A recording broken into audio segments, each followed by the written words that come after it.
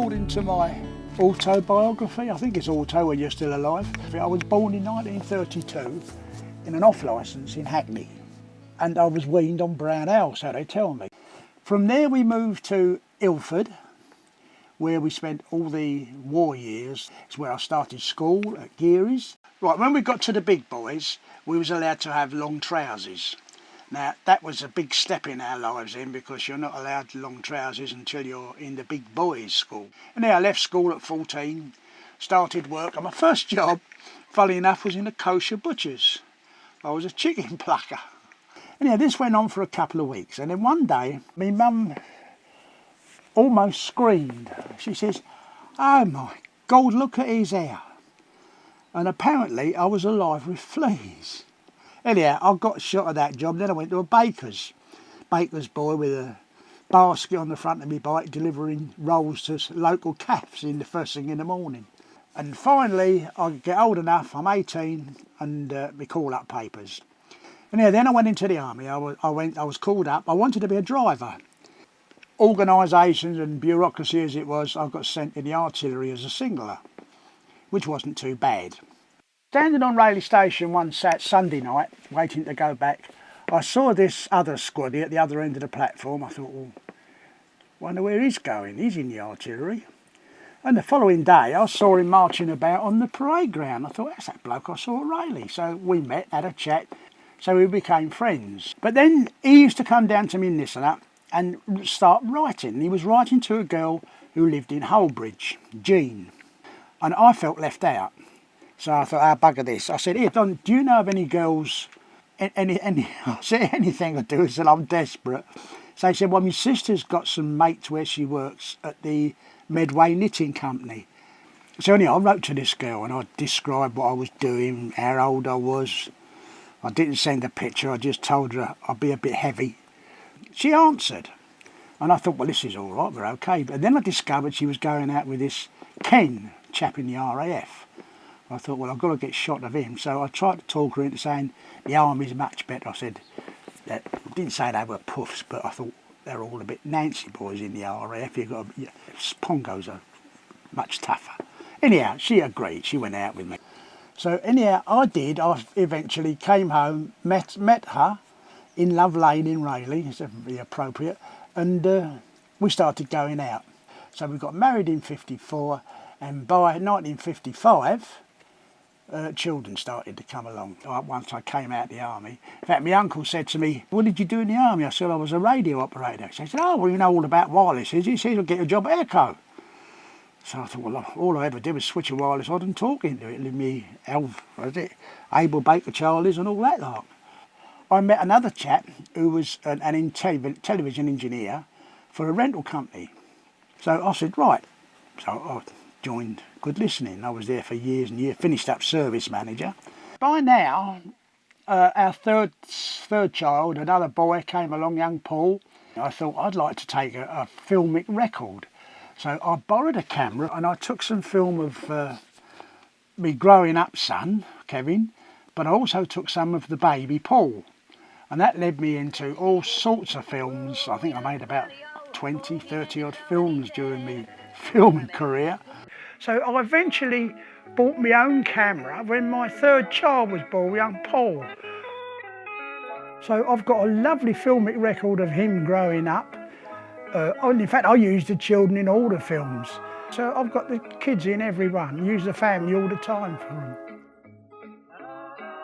Well, this one is a little film I made, Once Bitten, Twice Shy, of Paul when he first started school. Unfortunately, we lost Paul last year, March, with a brain hemorrhage. So it's lovely to have film of him from when he was growing up from a baby right until he left home.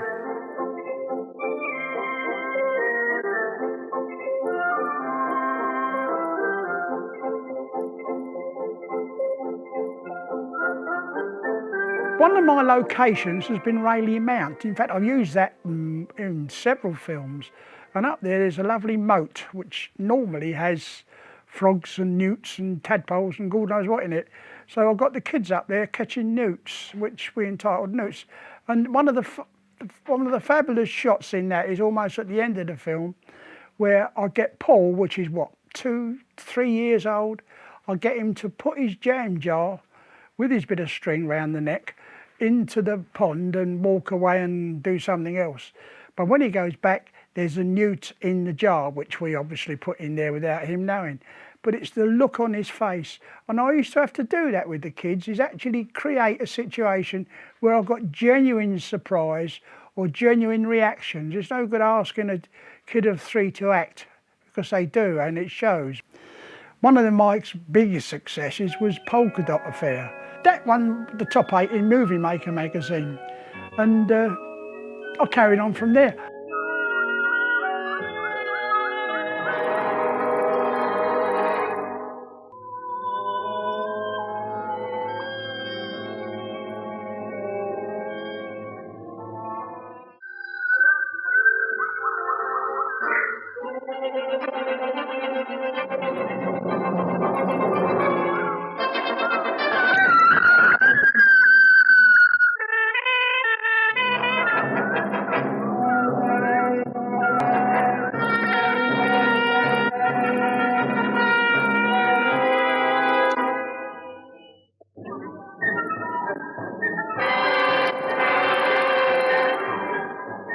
Anyhow, that won the top 8 in Movie Maker magazine. Many moons ago, I was asked to decorate one of my aunt's cellars. She had an off licence.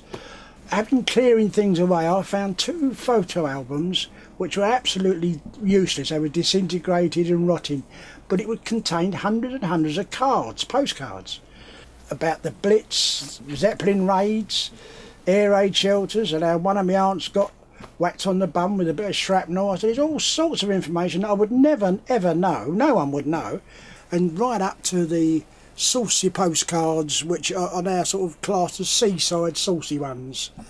Here's one example.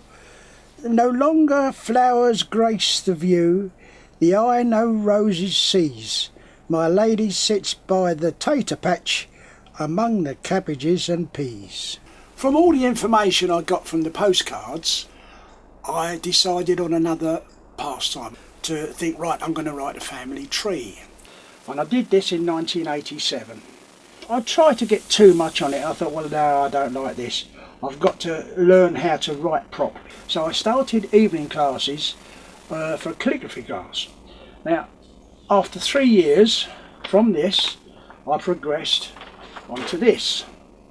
But it still only goes down to my grandson and my brother's grandchild, so it's not really comprehensive. The next attempt was a few more people, but I still don't go back any further, still Benjamin and still Catherine. So with these people I tried to put the county shields in where they were born. But there again, I wasn't really doing it properly. It was a nice piece of artwork, but it wasn't a proper family tree. So I dispensed with all this lot. I've just saved them, and I went on to doing the proper thing. I'm making a proper tree. Now, as you can appreciate, to get 100 people, 100 plus people on a piece of paper, the page will be huge. So I devised this method of making a book form out of it, so you can open the pages as a book, and if you wanted to, you could look at the whole thing by opening it up into a great long chain which would stretch all the way up the garden.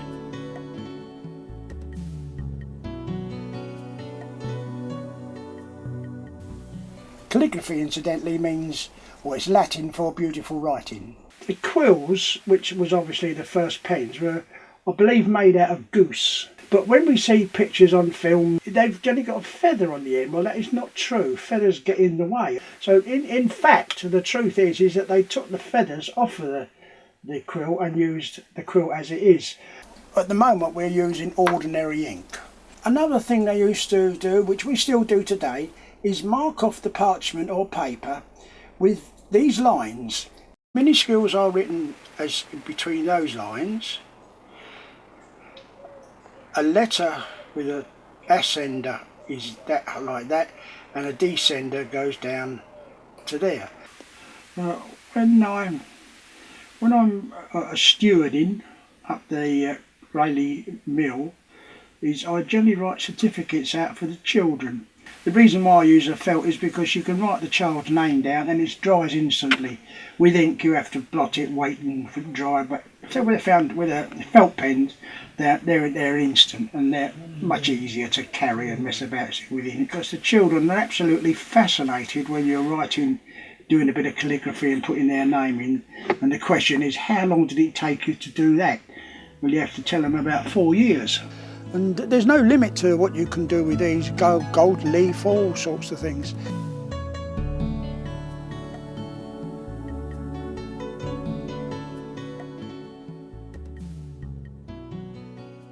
And another project I undertook was to write me autobiography, and I titled it R&R, where it just stands for Ron's Ramblings. This has been bound, stitched, hardback cover, one for each of the family, one for myself. And another thing I've undertaken, and this stems back to the calligraphy days, I devised a sheet of information for each member of the family. And other than their name, where they were born, etc, etc, etc, at the bottom I was putting a little space for events. But in there I would write down something of importance that happened during the year this person was born. It gave me the idea to start making a diary. Well, I thought I'd start at 1900 because I'd already researched quite a lot back to 1900 via the family. If my granddad, my own grandfather, had done exactly the same as I'm doing, what a lovely document we'd have. While working on my cross-stitch project, I was listening to the film on television, and the news flash broke in about an aeroplane crashing into one of the Twin Towers, the World Trade Center. And of course your ears prick up and you look round to see it, and I thought, bloody hell, this looks like they're showing scenes from a movie, a film. But all of a sudden you realise it's true. So I sat there, and as I was listening to it, I thought, must write this down. So I started to, on the computer, write down exactly what I was hearing and seeing on the television. And that was an instance of the television with the diary, with live reports going in as they happened. And I wrote several pages on it, and obviously the following day got loads and loads of pictures off the computer to put into this diary. So that's another point for the diary. It's not only recording what has happened to me, but it's what's happened to the world. Unfortunately, I've only got one grandson to carry it on, but I'm hoping he'll carry it on, or his children, even his children. Another pastime I took up, which has occupied many hours, and that's painting. What I'm working on at the moment is a Victorian letterbox. Here's an example of the line drawing with a waterproof ink, which is most important when you're doing watercolours, so you must have waterproof ink, and just one article or one item as a focal point you colour in. There's another little exercise I did, and that is you paint a head of somebody, you turn it 90 degrees and you've got a different head. But when you look at it, you can't see that there's two. I thought it's clever. Some German bloke done the first ones, so I've done a few myself and had a go at them.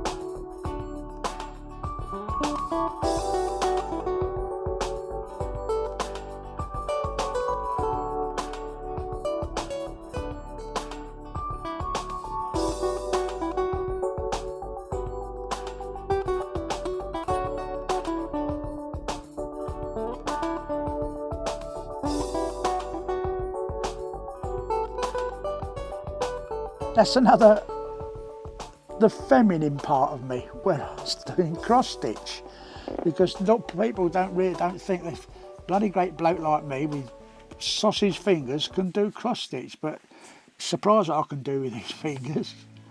We used to frequent boot sales quite a lot, Ivy and I bought a cross-stitch kit for about 10p, but the Millennium kit. It took me hours upon hours to do this picture, and it was really hard work, it really was. It took me about a year. Just past the actual time when it became the year 2000, I presented her with this Millennium tapestry. One of the things I undertook regarding watercolours is I went to Leigh with a class to do some watercolours of old Leigh. And Ivy went to another class doing egg decorating. I saw this lovely little casket that she'd made in one lesson. And I thought, I love this, I will have a go at this. So we went into this class. I hate to admit this, but I was the only man amongst every other student was a woman. It was only me as a bloody bloke. So I was the butt of all sorts of jokes and jibes. And I thought, well, no, I'm not effeminate, but people might get the idea that I was a bit of a puff doing eggs. But then after that, I discovered that there were 3 policemen in Southend doing the same thing, so that was all right.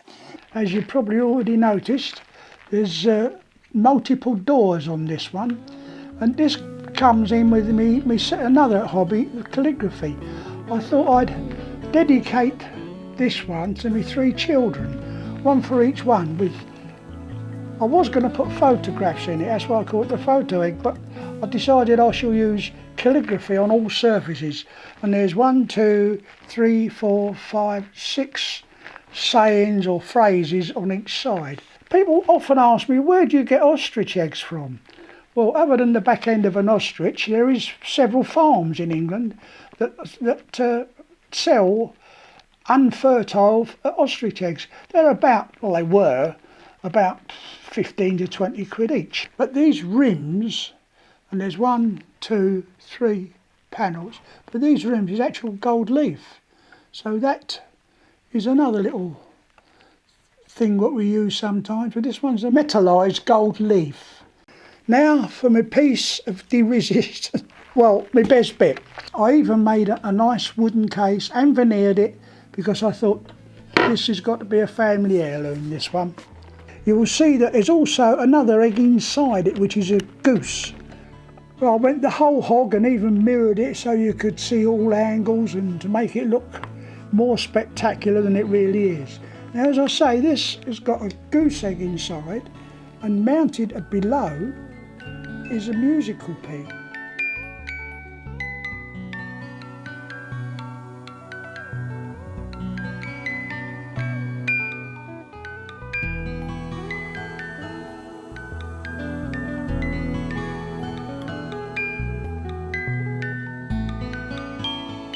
Do you know what 2 bob is? No. What's the floor? 2 shillings is 2 bob. Yeah.